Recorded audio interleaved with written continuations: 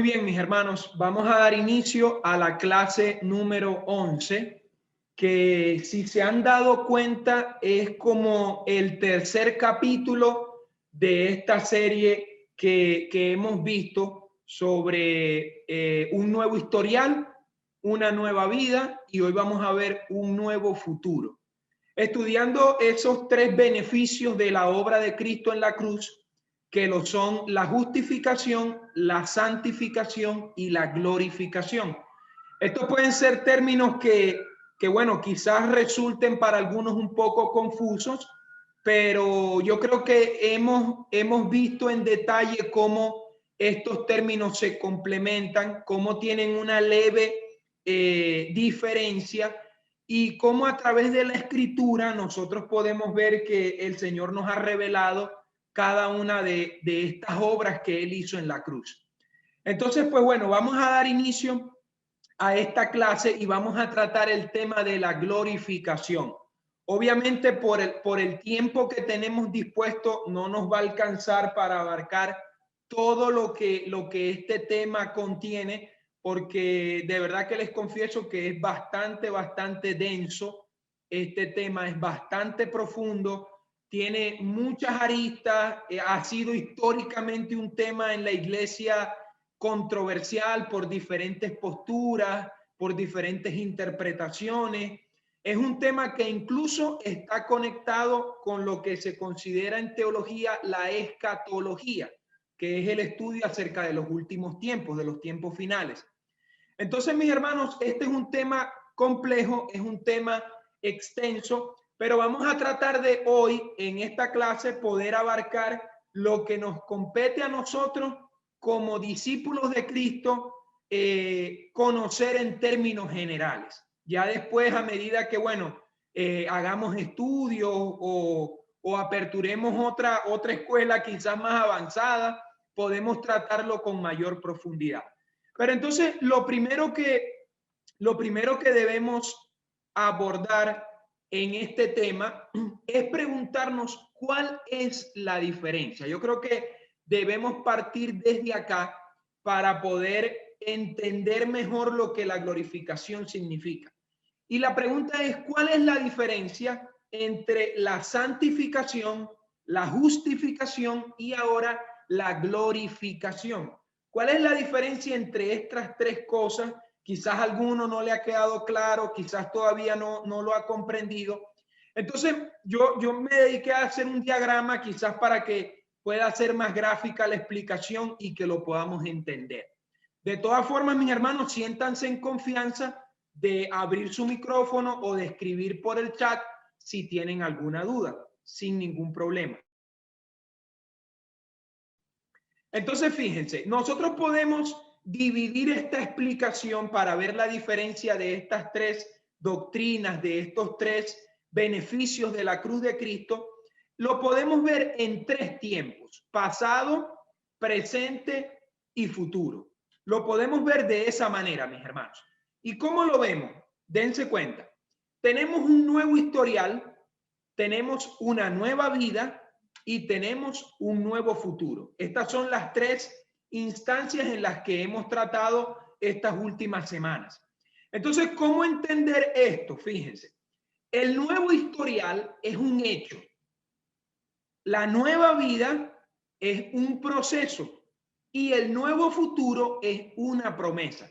Yo les pido por favor que vayan tomando nota o que bueno, si prefieren le toman un capture. De todas formas, al final les vamos a estar compartiendo la presentación, pero les pido que estén muy atentos a este diagrama porque es clave para entender la diferencia entre uno y el otro. Entonces, fíjense, tenemos tres tiempos. En el pasado tuvimos un hecho que fue el nuevo historial. En el presente estamos viviendo un proceso que es la nueva vida. Y en el futuro tenemos una promesa que es ese nuevo futuro. Ahora, fíjense cómo esto cuadra con el hecho de que la justificación significa que hemos sido salvos en Cristo. Él nos ha declarado justos, Él nos ha declarado inocentes por tomar Él nuestro lugar. La santificación implica que estoy siendo transformado en Cristo. Y la glorificación apunta al hecho de que seré hecho en plenitud, en la forma más plena y más completa, seré hecho conforme a Cristo. Entonces, mis hermanos, acá podemos observar con claridad que estas tres doctrinas las podemos analizar a través de tres tiempos: una en el pasado, una en el presente y una en el futuro. La justificación fue lo que Él ya hizo por nosotros, que fue el hecho de declararnos justos, de declararnos inocentes, de limpiar de nosotros toda deuda y toda condenación y de darnos la libertad. Es un hecho, ya eso ocurrió. Ahora en el presente, Dios está en nosotros conformando, transformando nuestro carácter para que pueda reflejar esos elementos que Pablo describe en Gálatas 5 y 6, en el que él habla sobre las obras de la carne y el fruto del Espíritu. Entonces, la santificación apunta al hecho de que Dios está transformando nuestros corazones, Dios está transformando nuestro carácter, Dios nos está moldeando al punto de que nuestra conducta, al punto de que nuestro caminar sea como el de Cristo. Pero tenemos una tercera instancia y es en el futuro, que es la gran promesa, es la promesa que Dios nos ha hecho de que vamos a ser conforme a Cristo. De que si bien es cierto, en este mundo vamos a morir, la promesa que tenemos es que vamos a resucitar en un cuerpo glorificado.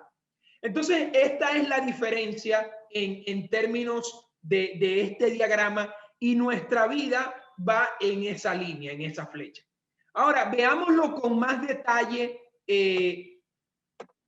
estos tres puntos. Fíjense, dijimos en la primera ocasión que el objeto de la justificación es la culpa que nos era imputada de manera legal a causa de nuestros pecados.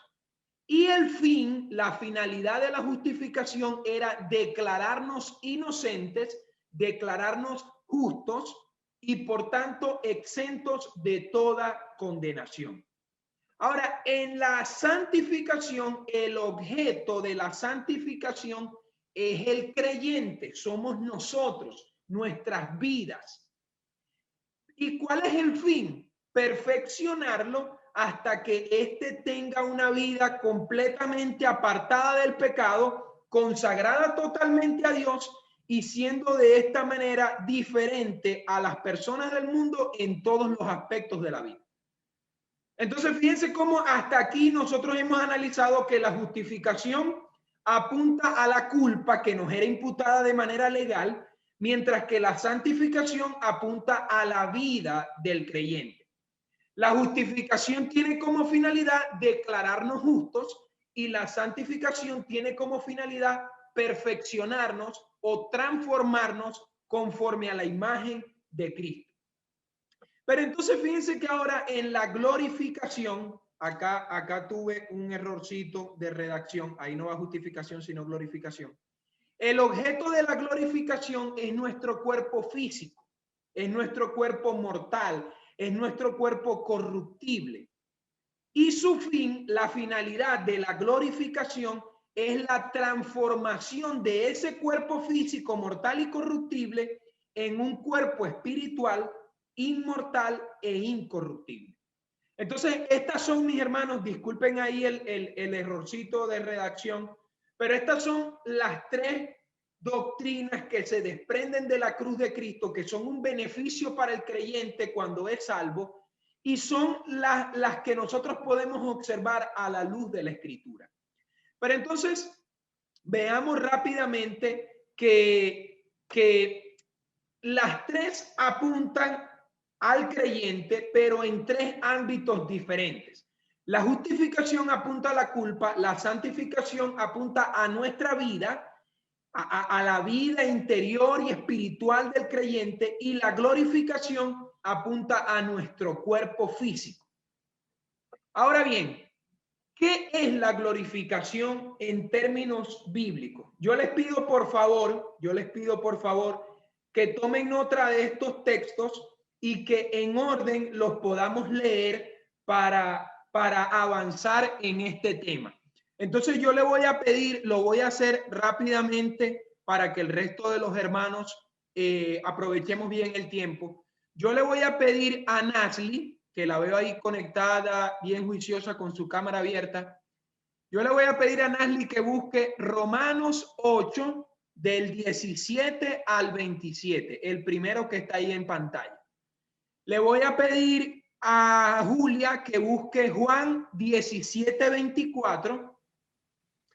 Y le voy a pedir Raúl, perdóname, Raúl, estoy bien complicadita con la nena en este momento. Bueno, tranquila. Estoy atendiendo, pero estoy ocupadita. Bueno, gracias, listo. Raúl. Bueno, entonces le pido a Samir, que debe estar conectado ahí también, que busque Juan 17. Yo también puedo leer, Raúl. Yo también puedo leer. Bueno, mi hermana, y usted busque Primera de Corintios 15, del 35 al 58. Y los últimos dos los dejamos para el final, para que veamos estos primeros 3 versículos. Entonces, Romanos 8, del 17 al 27, Nasli, cuando lo tengas, por favor, hermano.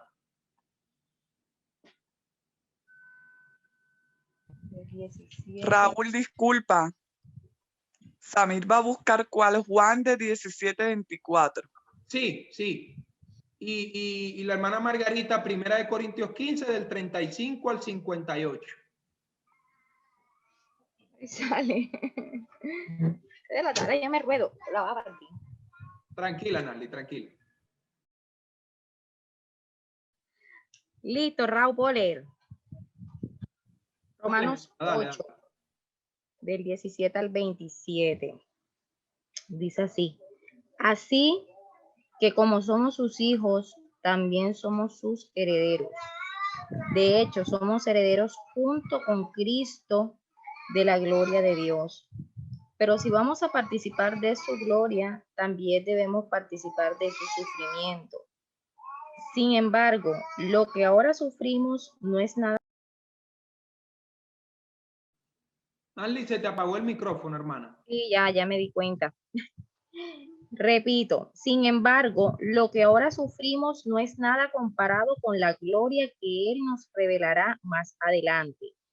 Pues toda la creación espera con anhelo el día futuro en que Dios revelará quiénes son verdaderamente sus hijos. Contra su propia voluntad, toda la creación quedó sujeta a la maldición de Dios. Sin embargo, con gran esperanza, la creación espera el día en que será liberada de la muerte y de la descomposición y se unirá a la gloria de los hijos de Dios. Pues sabemos que hasta el día de hoy toda la creación gime de angustia como si tuviera dolores de parto. Y los creyentes también gemimos, aunque tenemos al Espíritu Santo en nosotros como una muestra anticipada de la gloria futura, porque anhelamos que nuestro cuerpo sea liberado del pecado y el sufrimiento. Nosotros también deseamos con una esperanza ferviente que llegue el día en que Dios nos dé todos nuestros derechos como sus hijos adoptivos, incluido el nuevo cuerpo que nos prometió. Recibimos esa esperanza cuando fuimos salvos.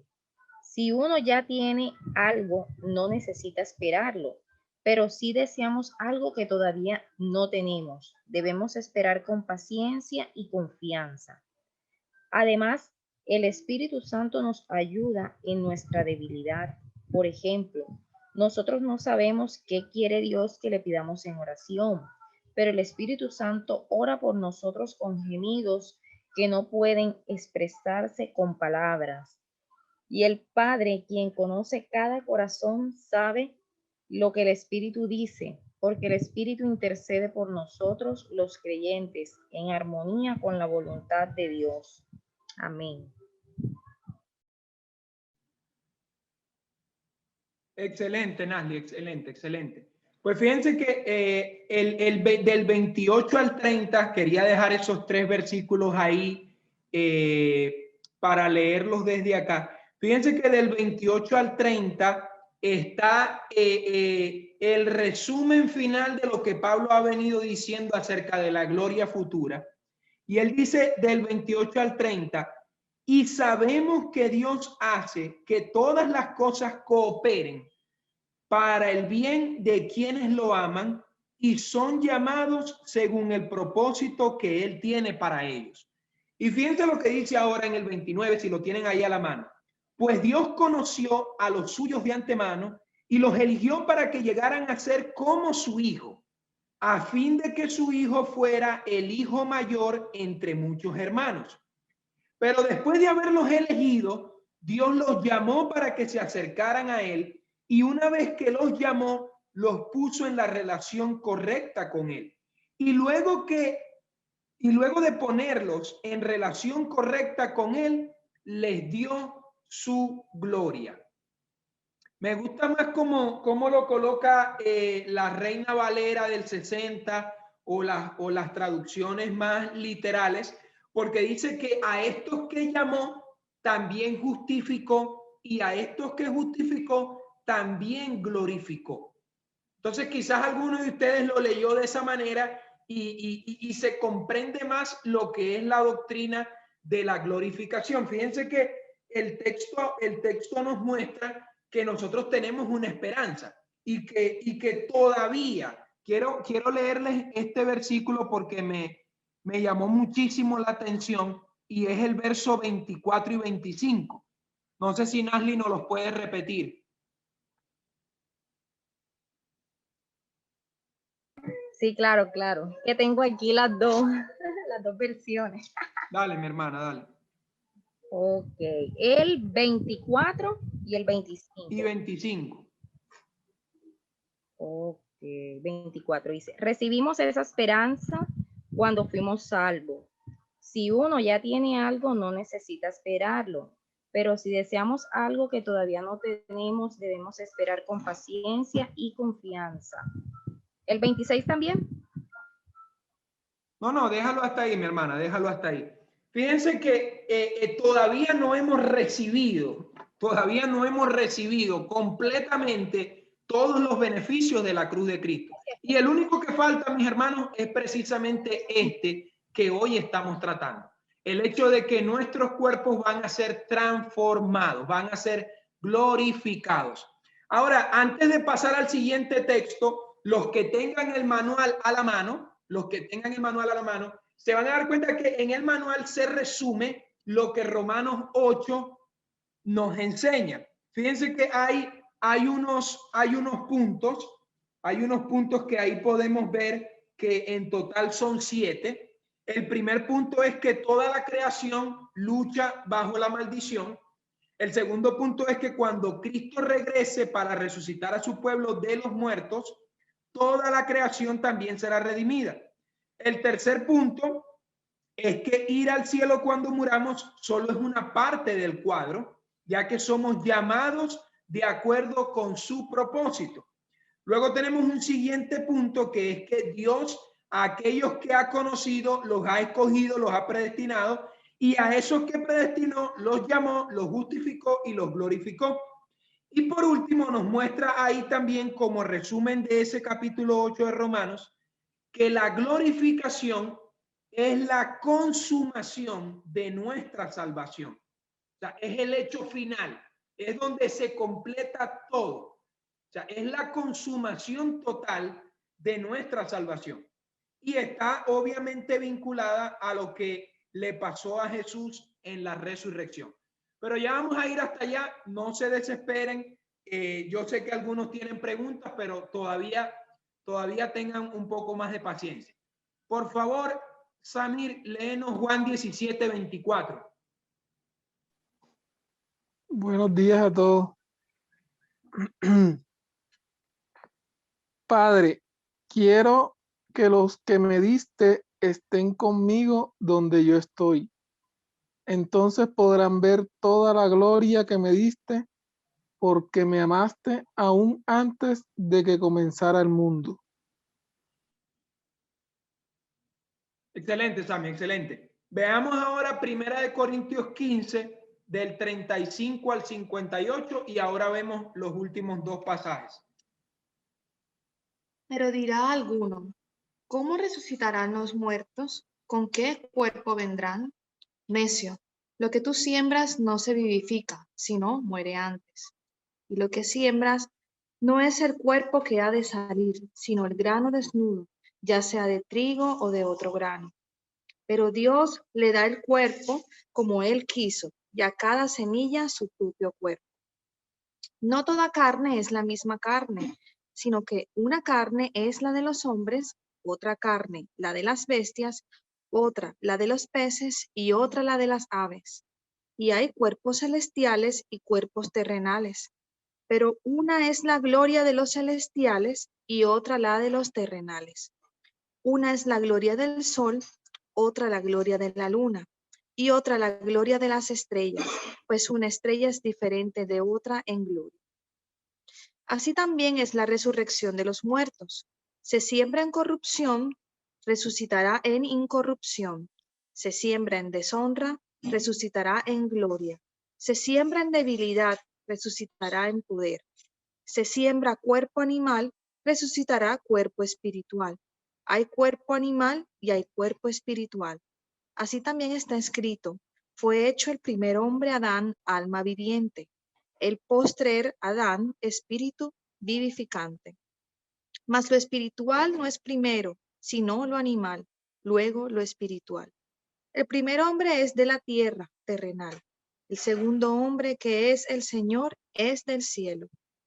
¿Cuál es terrenal? Tales también los terrenales. ¿Y cuál es celestial? ¿Cuál es celestial? Tales también los celestiales. Y así como hemos traído la imagen del terrenal, traeremos también la imagen del celestial. Pero esto digo, hermanos, que la carne y la sangre no pueden heredar el reino de Dios, ni la corrupción hereda la incorrupción. He aquí os digo un misterio. No todos dormiremos, pero todos seremos transformados.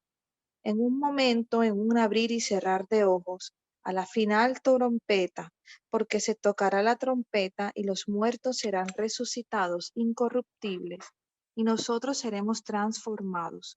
Porque es necesario que esto corruptible se viva de incorrupción y esto mortal se vista de inmortalidad. Y cuando esto corruptible se haya vestido de incorrupción y esto mortal se haya vestido de inmortalidad, entonces se cumplirá la palabra que está escrita. Sórbida es la muerte en victoria. ¿Dónde está, oh muerte, tu aguijón? ¿Dónde, oh sepulcro, tu victoria? Ya que el aguijón de la muerte es el pecado y el poder del pecado la ley. Mas gracias sean dadas a Dios, que nos da la victoria por medio de nuestro Señor Jesucristo. Así que, hermanos míos amados, estad firmes y constantes, creciendo en la obra del Señor siempre y sabiendo que vuestro trabajo en el Señor no es en vano. Amén, amén, amén, amén.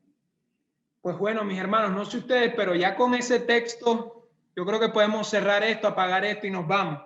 Porque Sí, apaga y vamos. Pablo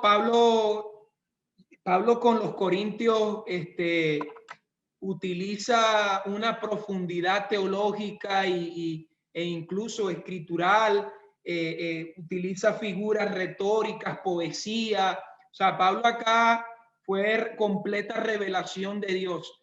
Y vemos cómo se muestra, no vamos a analizar detalle a detalle porque es profundo el tema, pero vemos en términos generales cómo se nos muestra esa promesa de que estos cuerpos mortales, corruptibles y carnales van a ser transformados en cuerpos celestiales y en cuerpos glorificados.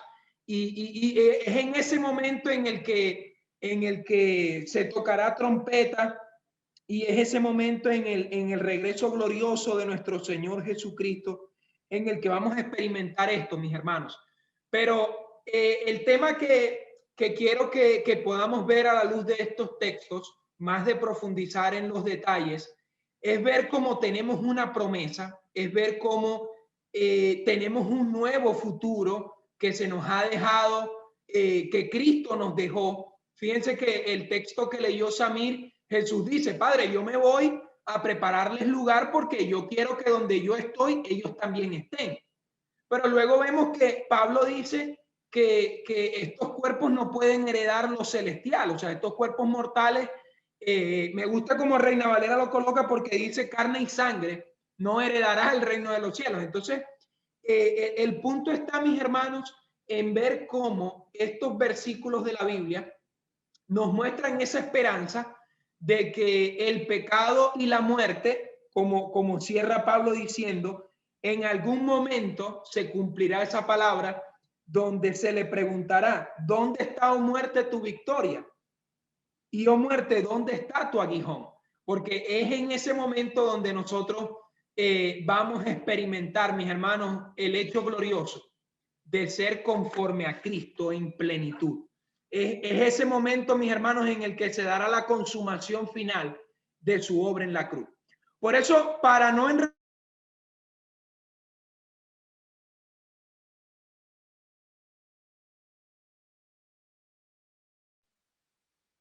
Raúl, se te fue el micrófono. Está silenciado. Así es, Raúl. Qué pena, mis hermanos, qué pena. Pues bueno, para avanzar en el tema, quiero colocarles y leer literalmente lo que esta clase nos enseña respecto a la glorificación. Y es que, como bien podemos observar en el manual, la glorificación será la consumación de la salvación que Dios comenzó cuando nos llamó. Y si Romanos 8 nos enseña algo, es que Dios a esos que llamó, justificó, y a esos que justificó, los glorificó. Esto se afirma como si la glorificación ya fuera nuestra. Y indudablemente lo es, mis hermanos. Lo que Dios ha planeado pasará, y por eso ya estamos experimentando un poco de la gloria venidera, porque estamos en Cristo. También dice la clase que la clave de esta glorificación es la resurrección de Cristo, y Cristo resucitado nos da una nueva vida ahora, que es la regeneración y la santificación. Pero hay más. Vendrá un tiempo en el que los que pertenecen a Cristo también serán resucitados físicamente con la misma clase de cuerpo transformado que tuvo Jesús en su resurrección. Y mis hermanos, yo les confieso que pensar en esto y meditar en estas verdades hace que de alguna manera nos podamos quizás preguntar y cómo será todo esto, y de alguna manera puede generar un sentido de incertidumbre en saber el cómo serán las cosas. Pero dense cuenta que la Biblia no nos da lujo de detalles en el cómo, pero sí en el qué. O sea, la Biblia afirma y el Señor afirma en su palabra que vamos a ser transformados, que vamos a tener un cuerpo glorificado y que vamos a tener la consumación total y plena de la salvación. Vamos a tener un cuerpo glorificado.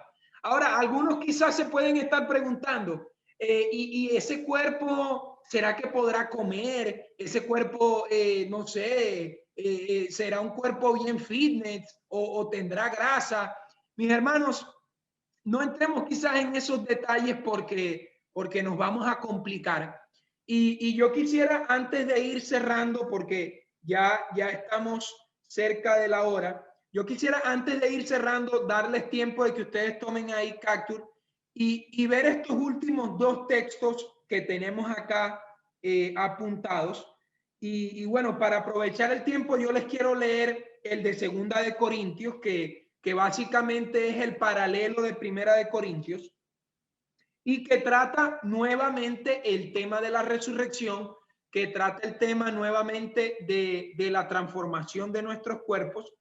Y esto aparece precisamente en Corintios porque los filósofos del momento debatían con Pablo y debatían con los cristianos que bueno, esto eran fábulas. O sea, hablar de la resurrección de los muertos para algunas corrientes filosóficas del momento era un disparate. Entonces, por esta razón es que Pablo es un poco más enfático en sus cartas a los corintios sobre el tema.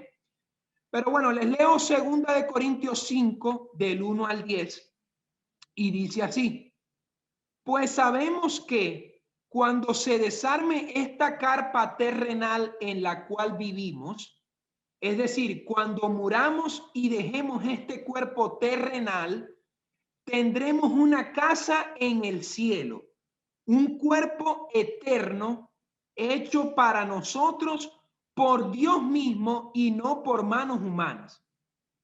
Nos fatigamos en nuestro cuerpo actual y anhelamos ponernos nuestro cuerpo celestial como si fuera ropa nueva, pues nos vestiremos con un cuerpo celestial. No seremos espíritus sin cuerpo. Mientras vivamos en este cuerpo terrenal, gemimos y suspiramos. Pero no es que queramos morir y deshacernos de este cuerpo que nos viste. Más bien, queremos ponernos nuestro cuerpo nuevo para que este cuerpo que muere sea consumido por la vida. Dios mismo, dice el verso 5, Dios mismo nos ha preparado para esto y como garantía nos ha dado su Espíritu Santo. Así que siempre vivimos en plena confianza, aunque sabemos que mientras vivamos en este cuerpo, no estamos en el hogar celestial con el Señor. Pues vivimos por lo que creemos y no por lo que vemos. Sí, estamos plenamente confiados y preferiríamos estar fuera de este cuerpo terrenal porque entonces estaríamos en el hogar celestial con el Señor. Así que, ya sea que vivamos, dice Pablo, ya sea que estemos acá en este cuerpo o ausente de este cuerpo, nuestro objetivo es agradarlo a Él. Pues todos tendremos que estar delante de Cristo para ser juzgados y cada uno recibirá lo que merezca por lo bueno o lo malo que haya hecho mientras estaba en este cuerpo terrenal. Entonces, mis hermanos, fíjense que Pablo muestra algo interesante. Yo no sé si ustedes los notaron, pero ya con esto quiero llegar a un punto, y es que nosotros tenemos una garantía. Esto no es una incertidumbre en la que podemos decir, bueno, ¿será que sí? ¿Será que no? ¿Quién sabe? Habrá que esperar a ver qué pasa. No, mis hermanos, tenemos una garantía. Dios nos ha dado las arras de su espíritu. Dios nos ha sellado con su espíritu como una garantía de que Él cumplirá lo que ha prometido. Entonces, mis hermanos, nuestro sentir tiene que ser como el de Pablo y el de estos creyentes, que tenían la plena confianza. Aunque ellos vivían en este mundo, aunque ellos todavía no habían experimentado esa gloria, ellos tenían la plena confianza. Tenían la plena confianza. Entonces, ya para finalizar, quiero mostrar dos cosas más. Y es, por último, hacer la pregunta, ¿por qué es necesaria esta glorificación? Quizás algunos se preguntarán, ¿por qué nuestros cuerpos van a ser transformados y no simplemente resucitados y ya? Y bueno, y todos que el Señor nos coloque de 25 años para que nos veamos jóvenes todos. O sea, ¿por qué es necesario una glorificación? Pues vean, la clase también nos dice que nuestro cuerpo físico, tal y como es en su naturaleza actual, que es carnal, que es mortal y que es pecaminosa, según la Biblia, mis hermanos, no puede heredar el reino de Dios. Y no lo puede hacer por el sencillo razón de que el reino de Dios no es de este mundo y no es de naturaleza terrenal. Así que nuestro cuerpo terrenal no puede heredar aquello que no es terrenal. Por el contrario, el reino de Dios es de naturaleza celestial y espiritual. Razón por la cual en la Biblia también se le denomina el reino de los cielos. Entonces, mis hermanos, la razón de ser de que nuestros cuerpos tienen que ser transformados, tienen que ser glorificados, es el hecho de que estos cuerpos carnales que se cansan, que están sujetos a enfermedades, que si comemos mucho pan o arroz nos engordamos, nos envejecemos, estos cuerpos, mis hermanos, no pueden heredar esa gloria celestial. Ahora, la pregunta para meditar que nos tiene esta clase es la siguiente, mis hermanos, y con esto quiero ir cerrando. La pregunta que debemos hacernos, no tanto en la descripción de cómo serán las cosas, ni cuándo serán, ni en qué momento. La pregunta que esta clase como discípulos de Cristo nos confronta es la siguiente, mis hermanos. ¿Has llegado al punto en el que te sientes seguro de tener salvación en Cristo? Mis hermanos, ¿qué tan seguros, qué tan plenamente convencidos estamos de que vamos a recibir esta promesa de Dios? ¿Qué tan seguros estamos de nuestra salvación? Y fíjense que nos dice la clase, anota tus pensamientos y habla de esto en tu comunidad. Si eres un discípulo de Jesús, la seguridad de salvación es un privilegio que te pertenece. Te dará libertad para seguirle en cualquier lucha que esté por delante, porque sabes que nada te puede separar del amor de Dios que es en Cristo Jesús, tu Señor. Entonces, mi hermano, la pregunta acá para la reflexión personal de cada uno, incluso mía, no crean que porque yo estoy dando la clase no me cae. La pregunta que debemos hacernos es esta. ¿Hasta qué punto estamos seguros de que somos salvos, de que estamos en Cristo y de que seremos glorificados? Y les confieso que todos podemos experimentar y ninguno está exento de en algún momento dudar de su fe y dudar de lo que la Biblia enseña. O sea, ninguno está exento de eso y lo vemos que los propios discípulos lo hicieron. Pero mis hermanos, en este punto yo quisiera hacerles hincapié en algo, porque tradicionalmente se nos ha enseñado y de alguna manera se ha enfatizado más en cómo tú te comportas y en cómo tú vives. De eso depende tu seguridad. En pocas palabras, si tú te portas bien y si tú haces las cosas bien, entonces puedes estar seguro de que eres salvo. Entonces, eso, mis hermanos, hace que la salvación en últimas dependa de nosotros, que la salvación en últimas esté en manos de nosotros y que, bueno, la salvación en últimas sea por obras y no sea por fe y no sea por gracia. Entonces, si de algo podemos estar seguros, es que la seguridad que nosotros tenemos de la salvación está ligada a la fe, evidentemente. La salvación y esta seguridad está ligada a la fe, pero no a la calidad de nuestra fe o a la cantidad de nuestra fe, sino, mis hermanos, al objeto sobre el cual descansa esa fe y que es Cristo mismo. La seguridad que nosotros tenemos de salvación es porque hemos puesto nuestra fe en Cristo y en Él podemos estar seguros. No se trata de la calidad, repito, no se trata de la calidad de tu fe, no se trata de la cantidad de tu fe, no se trata de qué tanto leemos la Biblia y qué tanto oramos y de qué tanto somos buenos discípulos, sino de en quién nosotros hemos creído.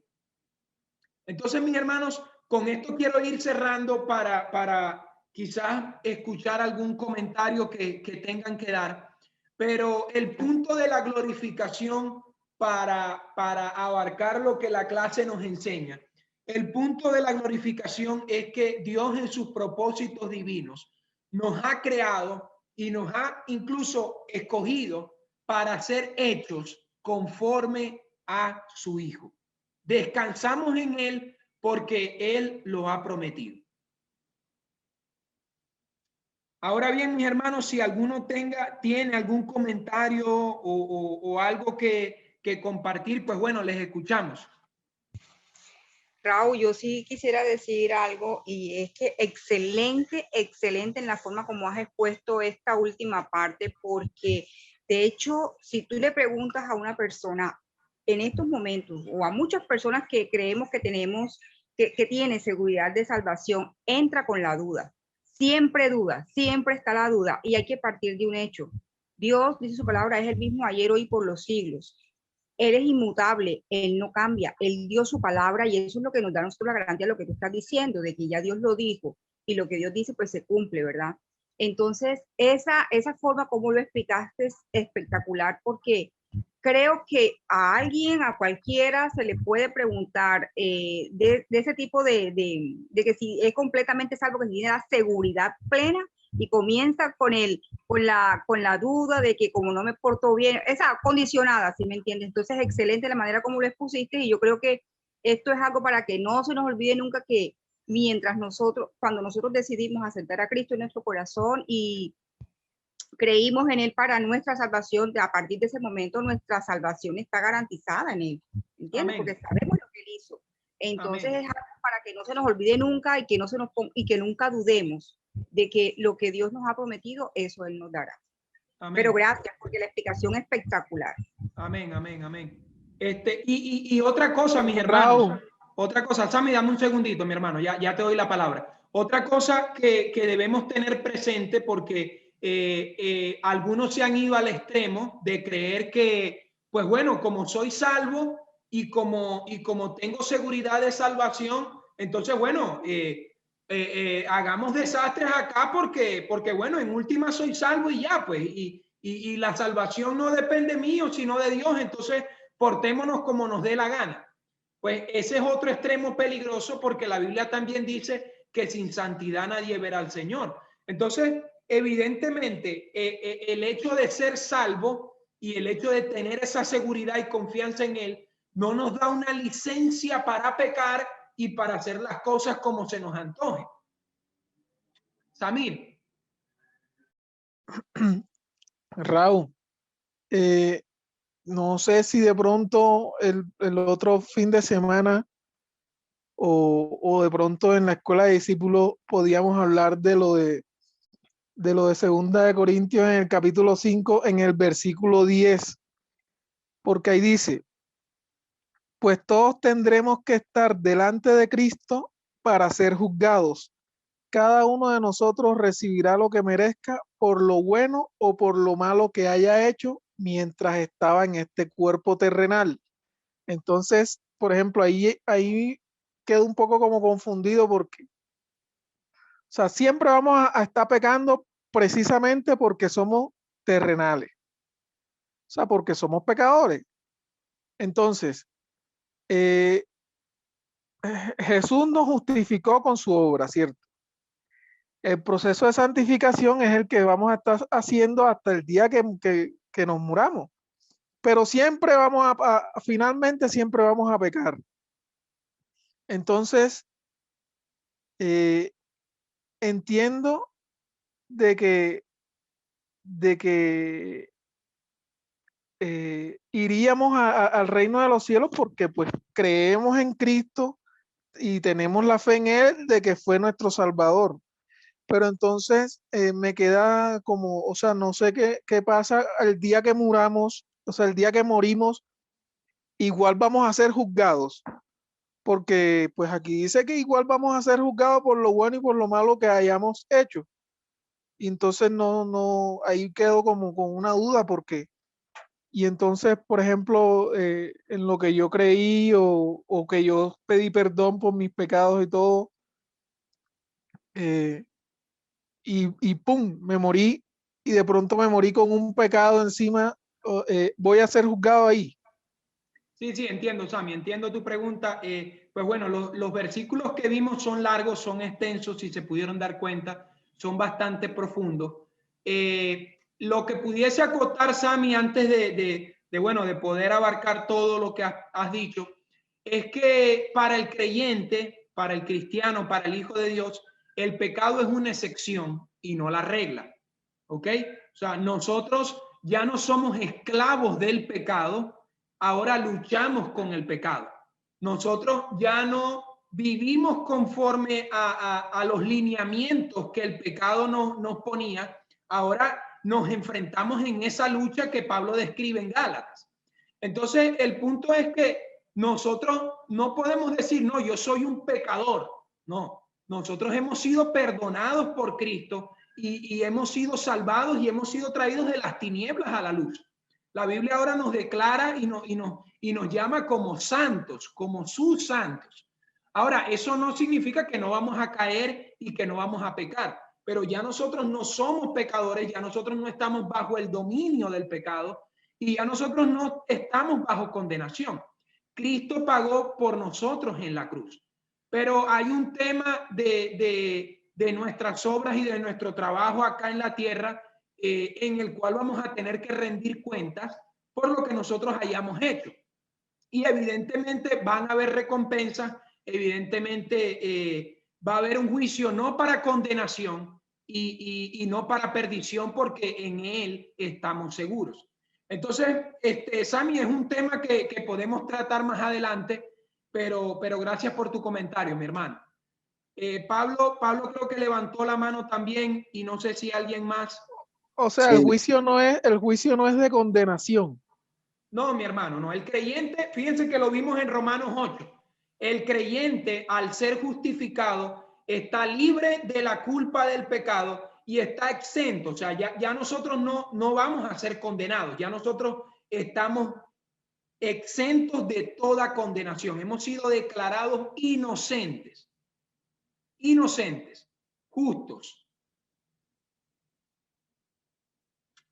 Pablo. Bueno, mi aporte sería respecto al tema de la salvación. Eso es como un trance por el que todos pasamos y necesitamos que Dios nos ayude mucho con ese tema para convencernos. De mi parte, he escuchado tantas locuras, porque en realidad son muchas locuras que he escuchado de este tema de la salvación, de la justificación, de la santificación y la glorificación. Tanto es así que hay algunos predicadores que escuché un día y decían, no, la salvación que nosotros tenemos es de un 60% y el otro 40% es de ustedes. Y me parece eso lo más absurdo del mundo, porque es que Dios no hace las cosas a medias. O es lo uno completo o es lo nada. Entonces, durante todo ese proceso, cuando uno está investigando, le pedía mucho a Dios que me instruyera y comencé a leer Efesios.